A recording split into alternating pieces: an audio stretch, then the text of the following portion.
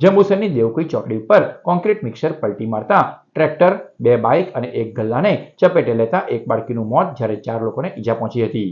જંબુસર તાલુકાના દેવકુઈ ગામે એક હૃદયદ્રાવક અકસ્માતની ઘટના સામે આવી હતી, જેમાં એક નિર્દોષ બાળકીનું મોત નીપજ્યું હતું, જ્યારે 3 વર્ષનું બાળક, કિશોર, મહિલા સહિત 4 લોકો ગંભીર રીતે ઈજાગ્રસ્ત થયા હતા.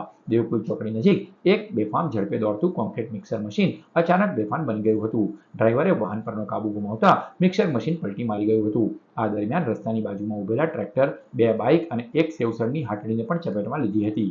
ઘટનામાં દવાખાને જવા રસ્તાની બાજુએ રિક્ષાની રાહ જોતી 2 બહેનો પૈકી 12 વર્ષીય હેતલ વહુનિયાનું મોત થયું હતું, તો 35 વર્ષીય મંજુબેન અને તેમના 3 વર્ષીય પુત્ર સુખરામને ગંભીર ઈજાઓ પહોંચી છે. જ્યારે રસ્તાની બાજુ પાર્ક કરેલ ટ્રેક્ટરને પણ મિક્સર ટ્રકે અડફટે લેતા 2 ટુકડા કરી નાખ્યા હતા. સાથે ટ્રેક્ટર ચાલક સાજિદ ઘાંચીને પણ ઈજાઓ પહોંચી છે, તો સેવસળની લારી પર રહેલા 14 વર્ષીય સૌરવ ઠાકરને પણ ઈજા કરી અન્ય 2 બાઇકને પણ ચપેટમાં લીધી હતી. અકસ્માત બાદ ટોળા ભેગા થતા મિક્સર ચાલક વાહન મૂકી નાસી છૂટ્યો હતો. જંબુસર પોલીસે સ્થળ પર દોડી આવી આગળની કાર્યવાહી હાથ ધરી છે.